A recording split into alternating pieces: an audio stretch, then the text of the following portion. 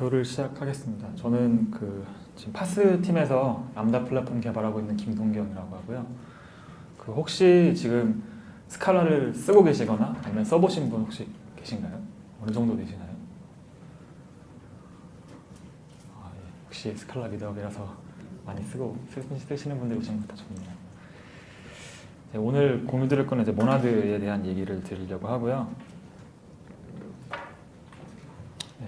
인덱스는 이렇게 돼 있는데 제 소개를 먼저 드리면 저는 지금 파스 팀에서 람다 플랫폼 개발하고 있고 이게 제 GitHub 아이디고요.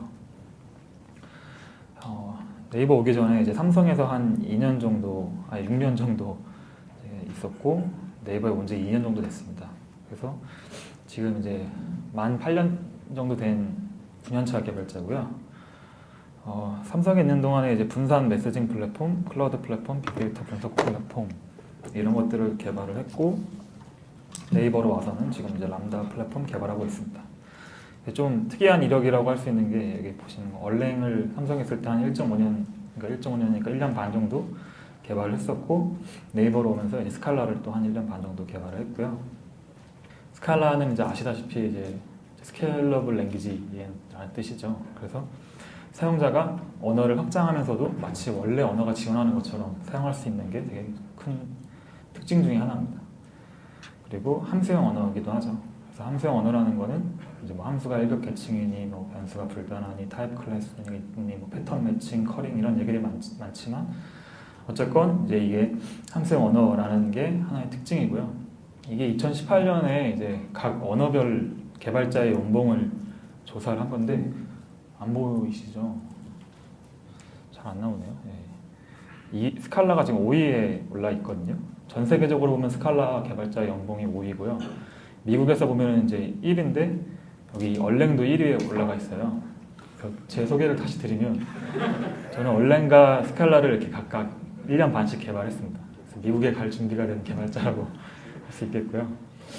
스칼라 미드업을 제가 시작하게 된 이유는 제가 작년 이게 잘 안 보이긴 하는데 작년 이제 6월 정도에 본격적으로 이제 스칼라에 대해서 고민을 하기 시작했습니다. 그래서 사내 메타모스 채널에다가 이렇게 질문을 올렸는데 이렇게 한 10월 정도 제가 답변을 하게 됐고요. 4개월 정도 후에 그 이후에도 한 반년 정도 이 채널에 아무런 글이 올라오지 않더라고요.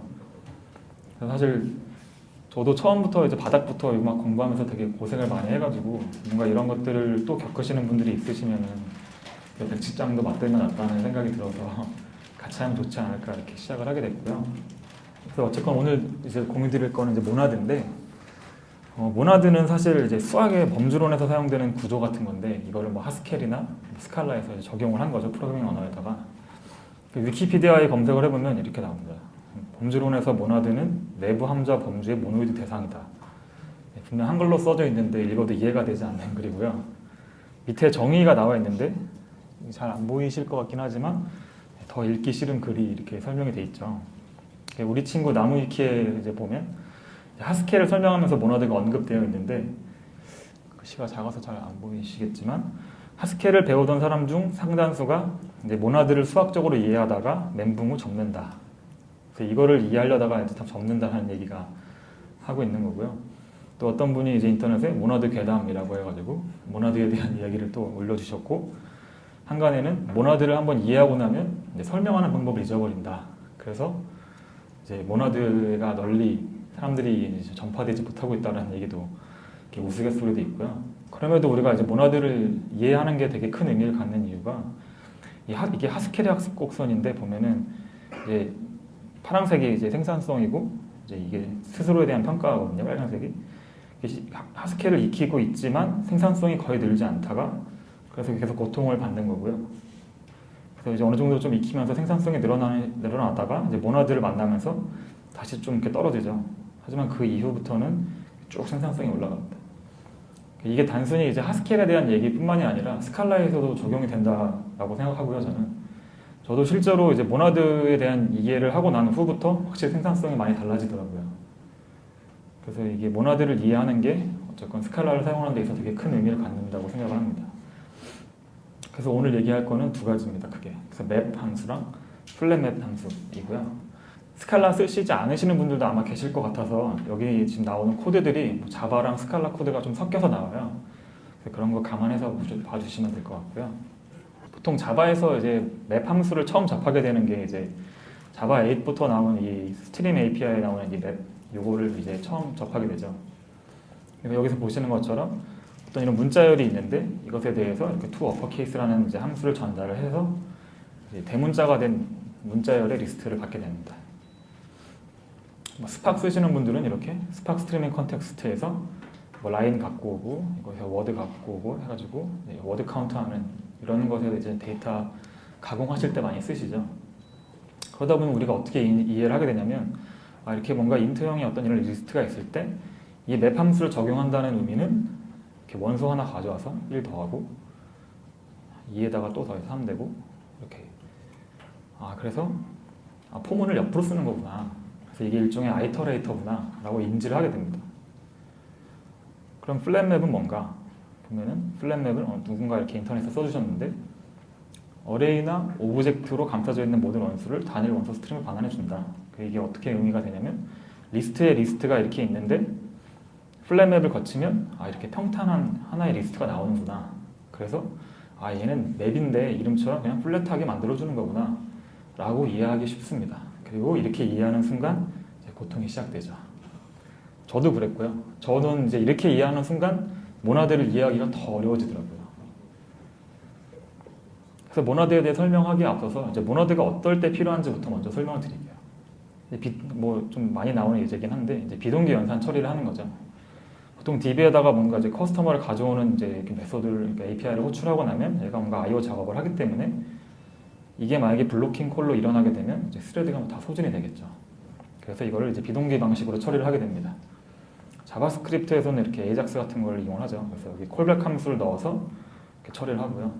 다시는 이제 콜백 헬에 빠지기도 하고요. 그래서 이런 걸 처리하기 위해서 프로미스나 에이싱크 같은 것들을 이용하게 되는데 프로미스 자체에 대해 설명을 드리려는 게 아니고 이 프로미스가 사실은 모나드의 일종이라는 겁니다.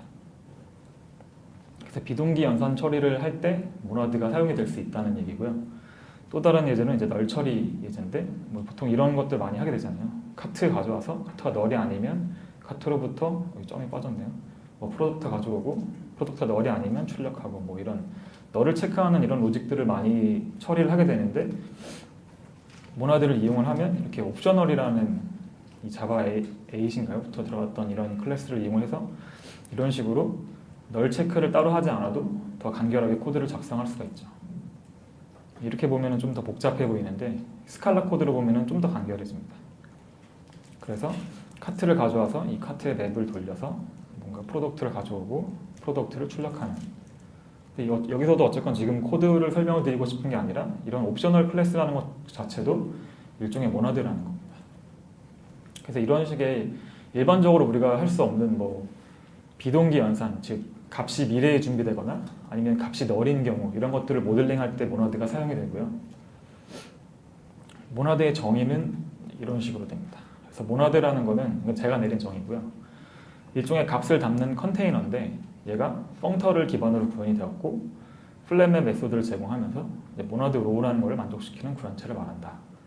뭐 다른 건 다 그런데 이제 펑터라는 게 지금 처음 나왔잖아요. 그래서 펑터에 대해서 먼저 설명을 드릴게요. 펑터라는 거는 정의가 이게 다예요. 여기 보시는 것처럼 인터페이스로 맵이라는 메소드를 하나만 가지고 있습니다. 그리고 이 펑터는 이제 타입 인자로 t를 가지고 있잖아요. 그래서 t라는 값을 가지는 그런 컨테이너라고 보시면 되고요. 그 다음에 이 맵 메소드는 이제 함수를 이제 전달인자로 받는 함수인데 보면 이 함수는 t타입의 값을 받아서 r타입을 반환하는 함수고요. 그럼 최종적으로 이 맵 함수의 결과값은 r타입의 펑터가 됩니다. 좀 복잡한데 다시 하나씩 차근차근 보면 함수를 인자로 받는 맵 메소드 이거 하나밖에 없어요. 다른 인터페이스는 하나도 없는 거고요. 두 번째로 타입 인자 t를 가집니다. 그래서 얘가 t타입의 값을 가지고 있다는 걸 알 수 있습니다. 그리고 이 함수, 전달인자로 전달되는 이 함수 f는 t타입의 값을 받아서 r타입의 값을 반환하는 함수고요. 마지막으로 펑터는 이 맵 함수를 거치면 r타입의 펑터가 됩니다.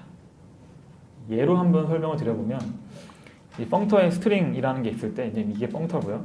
여기다가 예를 들면 string to int라고 해서 스트링을 받아서 이제 int를 반환하는 함수를 이렇게 전달한다고 생각해 보면 이 함수는 이런 식이겠죠. 스트링을 전달받아서 int를 반환하는 함수. 이거를 이제 맵에다 전달하면 펑터의 스트링이었는데 이 함수의 반환값이 int형으로 펑터가 바뀌게 됩니다.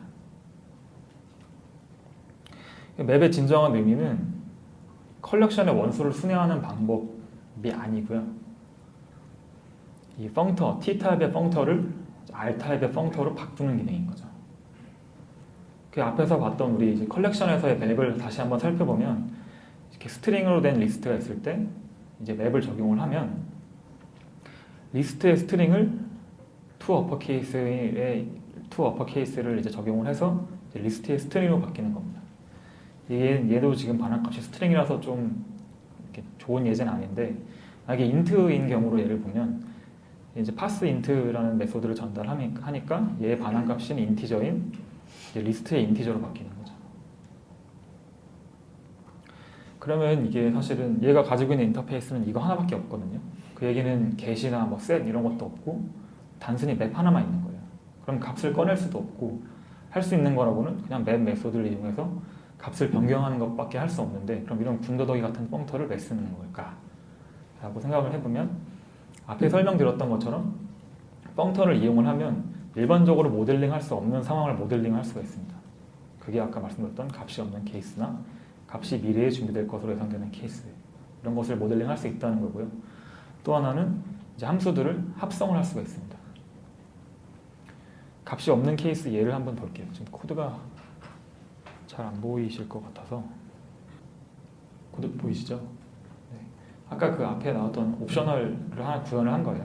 그래서 보면은 다른 거 없이 그냥 얘도 맵 메소드 하나 가지고 있고요. 값을 하나 가집니다. 그래서 이 T타입의 값을 갖는 거고 나머지는 뭐 그냥 생성자 같은 것들이라고 보시면 되고요. 이 안에 내부 구현은 이 맵에 전달된 F 함수를 어쨌건 이 값에다가 적용을 하는 건데 밸류가 없을 때는 그냥 빈 거를 반환하는 거고요. 밸류가 있으면 이 함수를 이제 적용을 하는 겁니다. 이렇게 하면 실제 사용할 때는 이제 이런 식으로 사용할 수가 있는 거죠. 네. 널 값이 들어있음에도 보면은 만약에 일반 문자열이 있는 것처럼 맵 함수를 적용할 수 있고 parseInt 함수를 전달할 수가 있습니다. 이거는 실제 값이 들어있을 때랑 완전히 동일한 문자고 동일한 로직이고요. 단순히 사용하는 쪽에서 널 체크를 할 필요가 없고 만약에 널인 경우에는 그냥 이 안쪽에 맵에 전달된 함수가 그냥 적용이 되지 않는 거죠. 그래서 이게 타입 안정성을 유지하면서 널을 인코딩하는 방법이 됩니다. 보시면 F 옵셔널로 계속 유지가 되잖아요. 또 다른 케이스가 이제 값이 이제 미래에 준비되는 케이스인데 보면은 이제 이것도 예를 들면 뭐 DB에서 뭐 커스터머 정보를 불러왔다라고 하면은 이제 이렇게 프로미스로 전달이 되겠죠. 그럼 이제 이 상태일 때는 아직 값이 준비된 게 아니거든요. 그럼에도 우리는 마치 이미 값이 있는 것처럼 이런 메소드들을 연산들을 적용을 할 수가 있습니다. 그래서 커스터머의 어떤 주소를 정보를 가져오고 주소에서 거리 정보를 가져오고 거리의 일부를 뽑아내고 그걸 로어 케이스로 만들고 바이트로 만들고 근데 여기 보시는 것처럼 이 중간 과정들의 모든 결과물이 다 프로미스거든요. 프로미스의 어드레스, 프로미스의 스트링, 프로미스의 스트링. 그 얘기는 뭐냐면 다 이게 비동기로 이루어지는 연산들인데 마치 이게 동기로 동작하는 것처럼 우리가 이렇게 작성을 할 수가 있는 거죠. 그래서 지금 이게 순서가 좀 그렇긴 한데 이게 결국 다 프로미스를 반환하기 때문에 다 논블로킹으로 일어난다는 얘기고 그 얘기는 이제 이런 비동기 연산들의 합성이 된다는 겁니다. 그래서 이게 우리가 일반적인 동기 로직 짤 때랑 완전히 동일한 코드, 동일한 문법으로 짤 수가 있으면서 그럼에도 불구하고 이게 전부 다 비동기로 이루어지고요. 그러면서도 타입은 다 프로미스로 일관되게 유지가 되죠. 이런 것들을 가능하게 하는 게 이제 모나드의 강점이라고 볼 수 있는 거고요. 그 앞에서 봤던 리스트는 뭔가라고 보면 리스트도 일종의 펑터인데 그냥 값이 하나가 아니고 그냥 리스트인 겁니다. 그래서 맵 메소드를 적용할 때 이 리스트에 있는 모든 원소에 그냥 그 f 함수를 적용을 하는 거예요. 그래서 어쨌건 이제 이렇게 리스트에 대해서 이제 이 로직을 모두 적용하는 거죠. 그래서 실제로 스칼라의 이제 컬렉션에 보면 안 보이네요. 네. 이렇게 리스트에도 이미 맵 함수가 있고요. 물론 앞에서 보시는 거랑은 조금 다른 형태긴 하지만 어쨌건 이제 이 while문을 통해서 어떤 여기가 아니겠네요. 아무튼 이 안에 있는 모든 원소들에 대해서 전달된 이 f 함수를 적용을 하는 겁니다. 맵이나 뭐 시퀀스 이런 거는 이렇게 트래버스 라이크라는 그 트레이시 있어서 이 녀석을 아이터러블 라이크라는 녀석이 상속을 하고 있고 아이터러블 라이크를 맵 라이크와 식 라이크라는 녀석이 상속을 하고 있습니다. 그리고 최종적으로 이런 녀석들을 맵이 이제 상속을 함으로써 앞에서 보셨던 이제 맵 함수를 얘가 가지게 되는 거죠. 그래서 사실 실제로도 스칼라에 있는 대부분의 컬렉션에는 다 이런 맵 함수를 가지고 있고요. 뿐만 아니라 이제 옵션이나 퓨처에도 이렇게 맵이 들어있죠. 그럼 이런 것들이 다 펑터로 구현됐구나라는 걸 알 수가 있습니다. 그럼 펑터에 대한 설명이 여기까지인데 그럼 과연 모나드는 뭘까요? 모나드는 그냥 펑터에다가 이제 플랫맵만 추가를 한 겁니다. 펑터에 문제점이 있어서 이게 나온 거거든요. 예를 들면 이 try pass라는 이런 함수를 한번 볼게요. try pass라는 함수는 그냥 스트링을 받은 다음에 pass int 돌려서 이게 뭐 인티저로 바뀌면 그냥 그 값을 반환하는 거고 만약에 문제가 나면 이제 empty로 반환하는 거죠. 그래서 f 옵셔널을 반환하는 이런 함수인 겁니다. 근데 펑터에다가 만약에 이 함수를 전달하는 순간 이제 문제가 생깁니다. 일반적으로 앞에서 보셨던 예제는 이 f 옵셔널의 스트링이었는데 이 pass int라는 메소드를 여기 전달을 해서 반환값이 인티저니까 이게 인티저로 바뀌잖아요. 근데 저 함수를 전달하는 순간 얘는 이미 f 옵셔널의 인티저를 반환하는 녀석이거든요. 그러면 반환값이 f 옵셔널의 인티저가 됩니다. 그래서 이게 펑터가 이미 이 펑터 안에 또 두 번 감싸져 있기 때문에 이게 함수의 합성과 체이닝을 저해하는 거고요.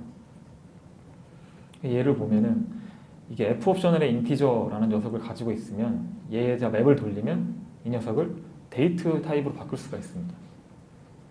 그러면 f 옵션의 데이트가 되겠죠. 근데 이렇게 두 번 감싸져 있으면 여기에 전달되는 이 t가 이미 f 옵셔널 인티저이기 때문에 데이트에다가 전달할 수가 없습니다. 결국 이게 펑터가 두 번 감싸짐으로 인해서 이제 제 기능을 하지 못하게 된 거죠. 근데 앞에서 봤던 그런 try parse 이런 메소드처럼 이렇게 펑터를 반환하는 이런 메소드는 되게 일반적인 케이스거든요. 그 펑터의 맵 함수는 원래 저런 어떤 함수든 받을 수 있는 구조로 돼 있는 건데 이렇게 이미 펑터를 반환한다고 해서 이게 처리가 안 되면 안 되잖아요. 그래서 나온 게 플랫맵이 됩니다. 플랫맵의 정의는 이렇게 돼 있고요.